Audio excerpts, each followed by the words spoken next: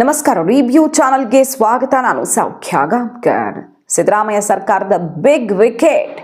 ಸಿದ್ದರಾಮಯ್ಯ ನಿವಾಸದಲ್ಲಿಯೇ ಬಹಳ ದೊಡ್ಡ ಡೆವಲಪ್ಮೆಂಟ್. ಇದು ಸಿದ್ದರಾಮಯ್ಯನವರ ಕುರ್ಚಿಗೆ ನೇರವಾಗಿ ಕನೆಕ್ಟ್ ಆಗಿರುವಂತಹ ಒಂದು ದೊಡ್ಡ ಬೆಳವಣಿಗೆ. ಸರ್ಕಾರದ ಅತಿ ದೊಡ್ಡ ಸೀಕ್ರೆಟ್ ಈಗ ಬೀದಿಗೆ ಬಿದ್ದಿದೆ. ಭಾರಿ ಆಘಾತಕಾರಿ ಬೆಳವಣಿಗೆ ಸಿದ್ದರಾಮಯ್ಯನವ್ರಿಗಿದು, ಅದು ಕೂಡ ಸೆಷನ್ ನಡೀತಿರೋ ಹೊತ್ತಲ್ಲಿ. ಡೀಟೇಲ್ಸ್ ಇರ್ತಾ ಹೋಗ್ತೀವಿ. ಮಿಸ್ ಮಾಡಿದ್ರೆ ನಮ್ಮ ಚಾನಲ್ನ ಸಬ್ಸ್ಕ್ರೈಬ್ ಮಾಡಿ, ನಿಮ್ಮ ಅಭಿಪ್ರಾಯ ಕಮೆಂಟ್ ಮಾಡಿ ತಿಳಿಸಿ. ವೀಕ್ಷಕರೇ, ಸಿದ್ದರಾಮಯ್ಯ ಸಂಪುಟದ ಪ್ರಭಾವಿ ಮಂತ್ರಿಯ ರಾಜೀನಾಮೆ ಇಂದು ಕೋಲಾಹಲವನ್ನೇ ಸೃಷ್ಟಿಸಿದೆ. ರಾಜೀನಾಮೆ ಕೊಟ್ಟಿದ್ಯಾರು ಹಾಗಾದ್ರೆ? ಆ ರಾಜೀನಾಮೆ ಪತ್ರವನ್ನು ಹರಿದು ಹಾಕಲಾಯ್ತಾ? ಓಡೋಡಿ ಬಂದ ಸಿಎಂ ಆಪ್ತರು. ನಡೆದಿದ್ದೇನು ಸರ್ಕಾರದಲ್ಲಿ? ಇದು ಡೈರೆಕ್ಟ್ಲಿ ಕನೆಕ್ಟೆಡ್ ಟು ಸಿದ್ದರಾಮಯ್ಯನವರ ಮುಖ್ಯಮಂತ್ರಿ ಕುರ್ಚಿ. ಡೀಟೇಲ್ಸ್ನ ನೋಡ್ತಾ ಹೋಗೋಣ ಈಗ ಒನ್ ಬೈ ಒನ್. ಬೇರೆ ಯಾರೂ ಅಲ್ಲ, ಹೈಕಮಾಂಡ್ ಮಟ್ಟದಲ್ಲಿ ಅತ್ಯಂತ ನಿರ್ಣಾಯಕವಾಗಿರುವ ಕರ್ನಾಟಕ ಕಾಂಗ್ರೆಸ್ನಲ್ಲಿ ಏನು ತೀರ್ಮಾನ ತಗೊಳ್ಬೇಕಾದ್ರೂ ಇವರನ್ನು ಕಾಂಟ್ಯಾಕ್ಟ್ ಮಾಡದೆ ಕಾಂಗ್ರೆಸ್ ಹೈಕಮಾಂಡ್ ತೀರ್ಮಾನ ತಗೊಳ್ಳಲ್ಲ. ಮತ್ತು ಯಾರು ಸಿ ಎಂ ಆಗ್ತಾರೋ, ಯಾರು ಡಿ ಸಿ ಎಂ ಆಗ್ತಾರೋ, ಯಾರು ಬರ್ತಾರೋ ಹೋಗ್ತಾರೋ, ಇವರ ಕಾಂಟ್ರಿಬ್ಯೂಷನ್ನು ಪಕ್ಷಕ್ಕೆ ನಿರಂತರವಾಗಿರುತ್ತೆ. ಇವ್ರಿಗೆ ಸ್ಥಾನಮಾನನೂ ಕೂಡ ಖಚಿತವಾಗಿರುತ್ತೆ. ಅಂತಹ ಒಬ್ಬ big leader, senior most leader KJ George ಅವರು ರಾಜೀನಾಮೆ ಬಿಸಾಕಿದ್ದಾರೆ ಅನ್ನುವ ಸುದ್ದಿ ಸಂಚಲನ ಸೃಷ್ಟಿ ಮಾಡಿದೆ. ಸತ್ಯನ ಇದು ಹಾಗಾದ್ರೆ? ರಾಜೀನಾಮೆ ಕೊಟ್ಟಿರೋದು ಅಧಿವೇಶನದ ಹೊತ್ತಲ್ಲಿ ಏನಿದು ಅಲ್ಲೋಲ ಕಲ್ಲೋಲ ಸೃಷ್ಟಿ ಮಾಡಿರುವ ಸುದ್ದಿ? ಸಿದ್ದರಾಮಯ್ಯ ನಿವಾಸದಲ್ಲಿ ನಡೆದಿದ್ದೇನು? ಎಸ್ ವೀಕ್ಷಕರೇ, ಇಂಥದ್ದೊಂದು ಸುದ್ದಿ ಬರ್ತಾ ಇದ್ದ ಹಾಗೆ ಬಿಜೆಪಿಯವರು ಸೆಷನ್ನಲ್ಲಿಯೇ ಮುಗಿಬಿದ್ದಿದ್ದಾರೆ. ಏನು ಸರ್, ಇಂತಹ ಪರಿಸ್ಥಿತಿ ಎಷ್ಟು ದಿನ ಮುಚ್ಚಿಟ್ಕೊಳ್ಳೋಕ್ಕಾಗತ್ತೆ? ಮುಚ್ಚಿಟ್ಟಿದ್ರಿ, ಈಗ ಅದು ಬಟ ಬಯಲಾಗಿದೆ. ಸರ್ಕಾರಕ್ಕೆ ಅತಿ ದೊಡ್ಡ ಶೇಮ್ ಅಂತ ಮುಗಿಬಿದ್ದಿದ್ದಾರೆ. KJ ಜಾರ್ಜ್ ಅವರ ಇಲಾಖೆಯಲ್ಲಿ, ಇಂಧನ ಇಲಾಖೆಯಲ್ಲಿ ಸಿಎಂ ಪುತ್ರನ ಹಸ್ತಕ್ಷೇಪವ, ಯತೀಂದ್ರ ಸಿದ್ದರಾಮಯ್ಯನವರ ಹಸ್ತಕ್ಷೇಪದ ಆರೋಪ ಕೇಳಿ ಬರ್ತಾ ಇದೆ. ಸಿಎಂ ಮಗನ ಹಸ್ತಕ್ಷೇಪದಿಂದಾಗಿ ಬೇಸತ್ತು KJ ಜಾರ್ಜ್ ಅವರು ರಾಜೀನಾಮೆ ಕೊಟ್ಟಿದ್ದಾರೆ ಅಂತ ಬಿಜೆಪಿ ಮುಗಿಬೀಳ್ತಾ ಇದೆ. KPTCLಗೆ ಸಂಬಂಧಪಟ್ಟಂತೆ ಕೆಲವು ಅಧಿಕಾರಿಗಳ ವರ್ಗಾವಣೆ, ಅವ್ರಿಗೆ ಏನೋ ಕಾಲ್ ಬಂತು, ಕಾಲ್ ಪಿಕ್ ಮಾಡಲಿಲ್ಲ, ಮಿನಿಸ್ಟರ್ಗಳಿಗೆ ರಿಯಾಕ್ಟ್ ಮಾಡಲಿಲ್ಲ, ಅವ್ರ ವರ್ಗಾವಣೆ ವಿಚಾರದಲ್ಲಿ, ಇಂಥ ಸುಮಾರು ವಿಷಯಗಳಲ್ಲಿ ಭಿನ್ನಾಭಿಪ್ರಾಯ ಬಂದಿದೆ. KJ ಜಾರ್ಜ್ ಇಲಾಖೆಯಲ್ಲಿ ಬೇರೆಯವ್ರ ಇಲಾಖೆಯಲ್ಲಿ ಮೂಗು ತೋರಿಸ್ದಂಗೆ ತೋರ್ಸೋಕ್ಕಾಗಲ್ಲ, ಯಾಕಂದರೆ ಅವರು ನೇರವಾಗಿ ಹೈಕಮಾಂಡ್ ಜೊತೆ ಕನೆಕ್ಟೆಡ್. ಅಂಥದ್ರಲ್ಲಿ KJ ಜಾರ್ಜ್ ಅವರನ್ನೂ ಬಿಡಲಿಲ್ಲವಾ? ಅಷ್ಟರ ಮಟ್ಟಿಗೆ ಭ್ರಷ್ಟಾಚಾರ ಮತ್ತು ತನ್ನ ಮೂಗಿನ ನೇರಕ್ಕೆ ನಡಿಬೇಕು ಅನ್ನೋದೆಲ್ಲ ಈಗ ಸರ್ಕಾರದಲ್ಲಿ ಮಿತಿ ಮೀರಿದೆ ಅಂತ ಬಿಜೆಪಿ ಹೇಳ್ತಿರೋದಕ್ಕೂ ಇಂಥದ್ದೊಂದು ಸುದ್ದಿ ಈಗ ಬ್ಲಾಸ್ಟ್ ಆಗಿದೆ.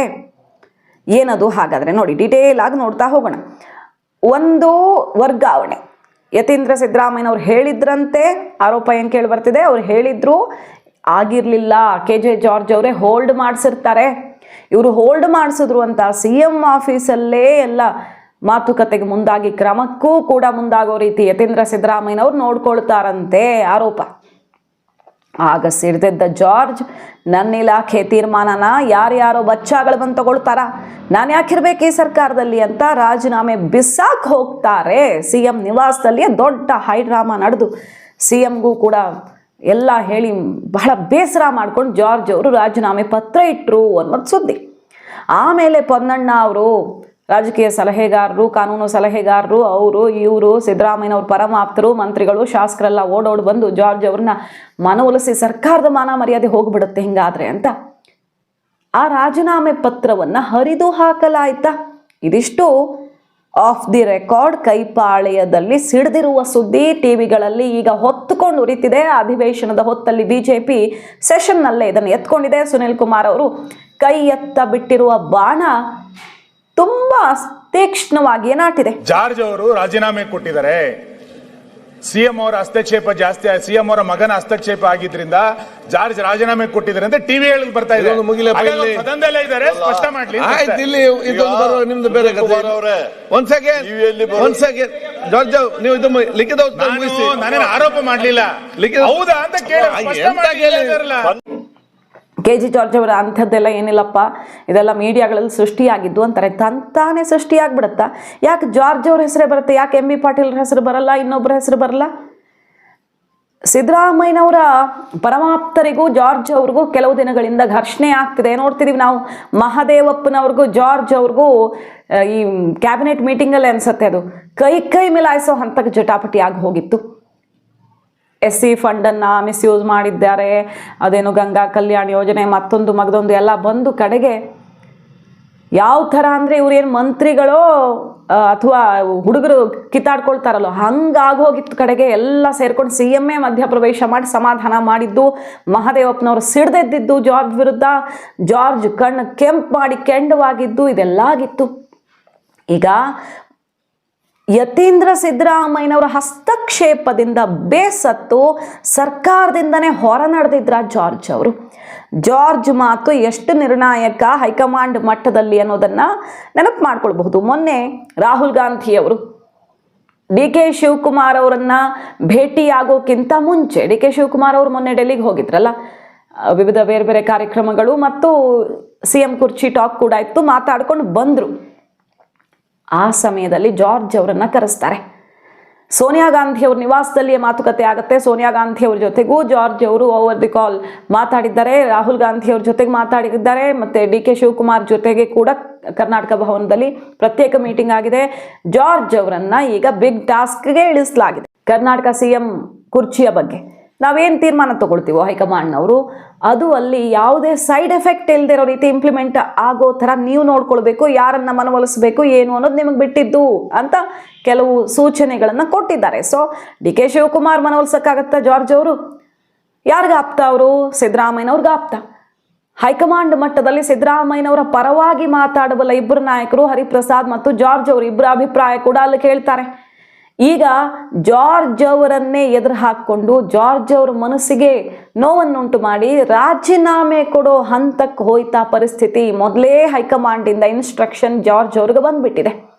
ಈ ಹೊತ್ತಲ್ಲಿ ಯತೀಂದ್ರ ಅವರು ದೊಡ್ಡ ಎಡವಟ್ಟು ಮಾಡಿದ್ರ ಹಾಗಾದ್ರೆ ಅನ್ನೋದು ಈಗ ಗಂಭೀರವಾದ ವಿಚಾರ ಬ್ಲಾಸ್ಟ್ ಆಗಿದೆ. BJP ಮುಗಿಬಿದ್ದಿದೆ. ಇದು ಒಂದು ವರ್ಗಾವಣೆ. ಇದು ಇನ್ನೊಂದೇನು, ಉತ್ತರ ಭಾರತೀಯರಿಗೆ ಇಂಧನ ಇಲಾಖೆಯಲ್ಲಿ ಟೆಂಡರ್ ಕೊಡೋ ಆರೋಪ. ಇದು ಪಾಂಡೆ ಅಂತ, ಪಾಂಡೆ ಅನ್ನುವಂಥ ಒಬ್ಬರು ಅಲ್ಲಿ ಜಾರ್ಜ್ ಅವರ ಇಲಾಖೆಯಲ್ಲಿ ಪಂಕಜ್ ಕುಮಾರ್ ಪಾಂಡೆ ಅವರ ರಾಜೀನಾಮೆಯನ್ನೇ ಪಡೆಯೋಕೆ ಮುಂದಾಗಿದ್ರಂತೆ, ಅವ್ರನ್ನ ಕಿತ್ತು ಬಿಸಾಕೋಕೆ CM ಆಫೀಸಿಂದ. CM ಕಾಲ್ ಮಾಡಿದ್ರೂ ಕೂಡ ಎತ್ತಿಲ್ಲ, ಮಿನಿಸ್ಟ್ರುಗಳಿಗೆ ರೆಸ್ಪಾಂಡ್ ಮಾಡಿಲ್ಲ ಅನ್ನುವಂಥ ಆಕ್ರೋಶ. ಕಡೆಗೆ ಆ ವಿಷಯ ಗೊತ್ತಾಗ್ತಿದ್ದಂಗೆ ಜಾರ್ಜ್ ಅವರು ಇನ್ನಷ್ಟು ಸಿಡ್ದೇಳ್ತಾರೆ. ನನ್ನ ಗಮನಕ್ಕೆ ಬರದೆ ಹಾಗಾದ್ರೆ ಇದೆಲ್ಲ ಆಗುತ್ತಾ ಅಂತ ಸಿಡ್ದೇಳ್ತಾರೆ. ಪಾಂಡೆ ವಿರುದ್ಧ CMಗೆ ದೂರು ಹೋಗಿರುತ್ತೆ, ಕರ್ನಾಟಕದ ಕೆಲ ಕಾಂಟ್ರಾಕ್ಟರ್ಗಳ ದೂರು ಹೋಗಿರುತ್ತೆ. ಉತ್ತರ ಭಾರತೀಯರಿಗೆ ಮಣೆ ಹಾಕ್ತಿದ್ದಾರೆ ಇವರು, ಕರ್ನಾಟಕದವರನ್ನ ಕಡೆಗಣಿಸ್ತಿದ್ದಾರೆ ಅಂತೆಲ್ಲ. ಆವಾಗ CM ಬಂದು ಭೇಟಿಯಾಗಿ ಅಂತ ಹೇಳಿರ್ತಾರೆ. ಬಟ್ ಅವರು ಬಂದೇ ಇರಲ್ಲ. ನೋಟಿಸ್ ಕೊಟ್ಟಿದ್ರು ಕೂಡ ಆ ಸಮಯಕ್ಕೆ ಹಾಜರಾಗಿರಲ್ಲ, ಫೋನ್ ಮಾಡಿಸಿದ್ರೆ ಫೋನ್ ಎತ್ತಲ್ಲ, ಇಂಥದ್ದೆಲ್ಲ ಏನೇನೋ ಒಂದಿಷ್ಟು ಆಗಿದೆ, ಘರ್ಷಣೆ ಆಗಿದೆ. 8 ಸಲ ಫೋನ್ ಹೋಗುತ್ತಂತೆ CM ಆಫೀಸಿಂದ. ಸಿಡಿದೆದ್ದು ಆಮೇಲೆ CSK ಶಾಲಿನಿ ರಜನೀಶ್ ಅವ್ರಿಗೆ ಸಸ್ಪೆಂಡ್ಗೂ ಕೂಡ ಆದೇಶ ಆಗುತ್ತೆ. ಅಂದರೆ ಅವ್ರನ್ನ ಸಸ್ಪೆಂಡ್ ಮಾಡಿ ಪಾಂಡೆ ಅವ್ರನ್ನ ಅಂತ CS ಮೂಲಕ ಮಾಹಿತಿ ತಲುಪತ್ತೆ ಪಾಂಡೆಗೆ. ಪಾಂಡೆ ಓಡೋಡು ಬರ್ತಾರೆ. ಆಮೇಲೆ ತಾಯಿ ತೀರ್ಕೊಂಡಿದ್ರು ಹಾಗಾಗಿ ಕಾಲ್ ಎತ್ತಿಲ್ಲ ಅಂತ ಹೇಳ್ತಾರೆ. ಇಷ್ಟೆಲ್ಲ ಹೈಡ್ರಾಮಾ ನಡೆದಿದೆ. ತಾಯಿ ತೀರ್ಕೊಂಡಿದ್ರಿಂದಾಗಿ ನಾನು ಆ ಕೆಲಸದಲ್ಲಿ ಬ್ಯುಸಿ ಇದ್ದೆ, ಫೋನೇ ನೋಡಿರಲಿಲ್ಲ ಸರ್, ನಂದೇನು ಅಂಥದ್ದೇನೂ ಇಲ್ಲ ಅಂತ. ಕಡೆಗೆ ಜಾರ್ಜ್ ಅವರು ಈ ರೀತಿ ಸಿಡ್ದೆದ್ದ ಮೇಲೆ ಪಾಂಡೆ ಸಸ್ಪೆನ್ಷನ್ನನ್ನು ಕೈಬಿಟ್ಟಿದ್ದಾರೆ. ನನ್ನನ್ನು ಮೊದಲೇ ಕೇಳಬೇಕಿತ್ತು, ಪಾಂಡೆ ಸಸ್ಪೆಂಡ್ ಮಾಡೋ ವಿಚಾರದಲ್ಲಿ ನನ್ನ ಅಭಿಪ್ರಾಯ ಕೂಡ ಇಲ್ವಾ ಹಾಗಾದರೆ ಕೇಳೋದು? ನಿಮ್ಗೆ ಯಾರಿಗೆ ಬೇಕೋ ಹೆಂಗೆ ಬೇಕೋ ಹಂಗೆ ಮಾಡ್ಕೊಂಡು ಬಿಡ್ತೀರಿ ಅಂದರೆ ನಾನು ಈ ಸರ್ಕಾರದ ಭಾಗವಾಗಿ ಯಾಕಿರಬೇಕು ಅಂತ ಜಾರ್ಜ್ ಸಿಡ್ದೆದ್ದಿದ್ದು ಕೇಳಿಬರ್ತಿರುವಂಥ ಆರೋಪ ವಿಚಾರ. ಆಮೇಲೆ ಇದನ್ನೆಲ್ಲ ವಾಪಸ್ ತಗೊಂಡಿದ್ದಾರೆ. KBTCL MD ಪಾಂಡೆಗೆ ಬಿಸಿ ಮುಟ್ಟಿಸ್ತಾ ಇದ್ದ ಹಾಗೆ CM ಆಫೀಸಿಂದ ಜಾರ್ಜ್ ಸಿಡ್ದೆದ್ದಿದ್ದಾರೆ. ಸೊ ತೀವ್ರ ಸ್ವರೂಪದ ಘರ್ಷಣೆಯೇ ಆಗಿದೆ. ಇನ್ಸೈಡ್ ಹೊರಗಡೆ ಬಂದುಬಿಟ್ಟಿದೆ ಅದು. ಈಗ ಜಾರ್ಜ್ ಅವರು ಅಧಿವೇಶನದಲ್ಲಿ BJP ಅವರು ಇದನ್ನು ಎತ್ಕೊಳ್ತಾ ಇದ್ದ ಹಾಗೆ ಅಂಥದ್ದು ಏನೂ ಇಲ್ರಪ್ಪ, ಸುಮ್ಮನೆ ಏನೇನೋ ಸೃಷ್ಟಿ ಮಾಡೋಕ್ಕೆ ಹೋಗಬೇಡಿ, ಸಂಪೂರ್ಣ ವಿಶ್ವಾಸದಲ್ಲಿದ್ದೀನಿ, ಸತ್ಯಕ್ಕೆ ದೂರವಾದದ್ದು, ಎಲ್ಲ ಮಾಧ್ಯಮ ಸೃಷ್ಟಿ ಮಾಡಿದ್ದು, ನಾನು ರಾಜೀನಾಮೆನೂ ಕೊಟ್ಟಿಲ್ಲ, ಎಂಥದ್ದು ಇಲ್ಲ ಅಂತ ಸಮಜಾಯಿಷಿ ಕೊಟ್ಟಿದ್ದಾರೆ. ಅದೇನಾದರೂ ಇರಬಹುದು. ಜಾರ್ಜ್ ಅವರು ಮನಸ್ಸು ಮಾಡಿದರೆ ಈ ಸುದ್ದಿನೇ ಹೊರಗಡೆ ಬರೆದಿದ್ದಂಗೆ ತಡಿಬಹುದಿತ್ತು. ಜಾರ್ಜ್ ಅವರು CM ನಡುವೆ ಇದ್ದಂಥ ಸುದ್ದಿ ಇದು. CM ಆಪ್ತರೆಲ್ಲ ಬಂದು ಮನವೊಲಿಸಕ್ಕೆ ಓಡೋಡಿ ಬರ್ತಾರೆ. ಅವರಂತೂ ಲೀಕ್ ಆಗಕ್ಕೆ ಬಿಡ್ತಿರ್ಲಿಲ್ಲ. ಸರ್ಕಾರದ ಮಾನ ಮರ್ಯಾದೆ, CM ಪುತ್ರನ ವಿರುದ್ಧ ಬೇರೆ ಆರೋಪ ಕೇಳಿ ಬರ್ತಿರೋ ಕೇಸು. ಆದರೆ ಹೆಂಗೆ ಬಂತು ಈ ಸುದ್ದಿ ಹೊರಗಡೆ ಅಂತ ಕೇಳಿದ್ರೆ ಇಲ್ಲಿ ಬರುತ್ತೆ ವಿಚಾರ. ಈಗ ಓಪನ್ ಆಗಿ ಏನು ಹೇಳದೇ ಇದ್ರೂ ಕೂಡ ಹೆಂಗೆ ಯಡಿಯೂರಪ್ಪನವರ ಅವಧಿಯಲ್ಲಿ ವಿಜೇಂದ್ರ ಹಸ್ತಕ್ಷೇಪ ಅಂತ ಸಿಡಿದೆದ್ದಿದ್ರು, ಅವರೇ ಸಹಿನೂ ಮಾಡಿಕೊಡ್ತಿದ್ರು ಅನ್ನೋ ತನಕ ಆರೋಪಗಳನ್ನ ಈಗಲೂ ಯತ್ನಾಳ್ ಅವರೆಲ್ಲ ಮಾಡ್ತಾರಲ್ಲ. ಸಹಿನೂ ಅವ್ರದ್ದೇ, ಎಲ್ಲ ಅವರದ್ದೇ, ಕಡು ಭ್ರಷ್ಟ ಅಂತ BJP ಅವರು ಮುಗಿ ಬೀಳ್ತಾರೆ. ಯಡಿಯೂರಪ್ಪನವ್ರನ್ನ ಒಪ್ಕೊಳ್ತೀವಿ, ವಿಜೇಂದ್ರನ ಯಾಕೆ ಒಪ್ಕೊಳ್ಬೇಕು ವಚ್ಚ ಅಂತ ಈಗ ಅಧ್ಯಕ್ಷರಾದ ಮೇಲೂ ಕೂಡ ಕೆಲವರು ಹಾಗೆ ರೆಬೆಲ್ ಹಾಕ್ಕೊಂಡೆ ಒಂದು ಟೀಮ್ ಬೇರೆ ಕಟ್ಕೊಂಡಿದ್ದಾರೆ. ಅದೇ ರೀತಿ ಯತೀಂದ್ರ ವಿರುದ್ಧ ಪದೇ ಪದೇ ಸಿಡಿದಿತ್ತು ಆಕ್ರೋಶ. ಸನ್ಮಾನ್ಯ ಸಭಾಧ್ಯಕ್ಷರೇ, ಓಕೆ, ಅವರು ಟಿವಿಯಲ್ಲಿ ನೋಡಿದ್ದಾರೆ ಅಂತ ಹೇಳಿದ್ದಾರೆ. ನಾನೇನಾದ್ರೂ ಟಿವಿಯಲ್ಲಿ ಹೇಳಿದಿನ? ಇಲ್ಲ. ನಾನು ಯಾವುದೇ ರಾಜೀನಾಮೆ ಪ್ರಶ್ನೆ ಉದ್ಭವಿಸೋದಿಲ್ಲ, ಆ ತರ ಏನಿಲ್ಲ. ಸಂಪೂರ್ಣವಾದ ನಂಬಿಕೆ ನಮ್ಮ ಮುಖ್ಯಮಂತ್ರಿ ಮೇಲೆ ನಮಗಿದೆ, ಗೊತ್ತಾಯ್ತಲ್ಲ. ನಿನ್ನೆ ಸಮೇತ ನಮ್ಮ CLP ಮೀಟಿಂಗ್ ಇತ್ತು. ನೀವು ಯಾವ್ದಕ್ಕೆ ಕೇಳ್ಬಿಟ್ಟು ನನಗೆ ಗೊತ್ತಿಲ್ಲದ ವಿಚಾರ ನೀವು ನಮಗೆ ಬೇಕು ಸರ್, ಅದಕ್ಕೆ ಕೇಳ್ತಾ ಇರೋದು. ನೀವು ನಮಗೆ ಬೇಕು, ಅದು ಸತ್ಯಕ್ಕೆ ದೂರ. ನಾನು ಟಿವಿಯಲ್ಲಿ ಬಂದಿದ್ದೆ ಉಲ್ಲೇಖ ಮಾಡ್ತಾ ಇದ್ದೀನಿ. ದಯವಿಟ್ಟು ಒಂದು ಮಾತು ಕೇಳಿದನ್ನ, ನಾನು ಆ ತರ ಯಾವ ವಿಚಾರದ ರಾಜೀನಾಮೆ ಕೊಡ್ಲಿಲ್ಲ, ಆ ಪ್ರಶ್ನೆ ಉದ್ಭವಿಸಿದ್ರ. ಸಂಪೂರ್ಣವಾದ ನಂಬಿಕೆ ಮತ್ತೆ ಬೆಂಬಲ ಮುಖ್ಯಮಂತ್ರಿ ಅವರೊಟ್ಟಿಗೆ ನಾವೆಲ್ಲ ಇದ್ದೀವಿ. ಅವರು ಒಂದು ಅಪ್ಪಯ್ಯ ಅಂತ ಕಾಲ್ ಮಾಡಿ ಕುಮಾರಸ್ವಾಮಿ ಅವ್ರ ಮಿಮಿಕ್ರಿ ನೆನಪಿದೆ ನಮಗೆ, ಟ್ರಾನ್ಸ್ಫರ್ಗೆ ಇಲ್ಲೊಂದು ಕಾಲ್ ಹೋಗಬೇಕು, ಯತೀಂದ್ರ ಅವ್ರು ಹೇಳಿದ್ದಷ್ಟೇ ಫೈನಲ್ ಆಗಬೇಕು, ಅದು ವೈರಲ್ ಆಯಿತು.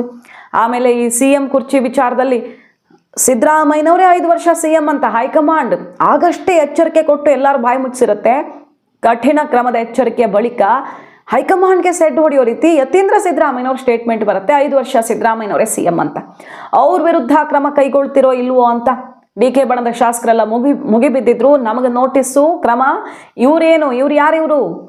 ಈಗ ಮೊನ್ನೆ ನಿನ್ನೆ ಬಂದ MLCಗಳು ಬಚ್ಚಾಗಳೆಲ್ಲ ಮಾತಾಡಬೇಕಾಗಿಲ್ಲ ಅನ್ನೋ ರೀತಿಯಲ್ಲಿ ಆಕ್ರೋಶ ಸಿಡಿದಿತ್ತು. ಈಗ ವಿವಿಧ ಇಲಾಖೆಗಳಲ್ಲಿ ಭ್ರಷ್ಟಾಚಾರ ತಾಂಡವವಾಡ್ತಿದ್ಯಾ? ಯಾಕಂದ್ರೆ 6,000 ಕೋಟಿ ಅಕ್ರಮದ ಆರೋಪ ಇದೆಯಲ್ಲ, ಈಗ ಅಬಕಾರಿ ಹಗರಣ ಬ್ಲಾಸ್ಟ್ ಆಗಿದೆಯಲ್ಲ, DCC ಹಾಕೊಂಡು ಆಡಿಯೋ ಸಮೇತ ಮಂತ್ರಿ ವಿರುದ್ಧ ದೂರು ಕೂಡ ಆಗಿದೆ.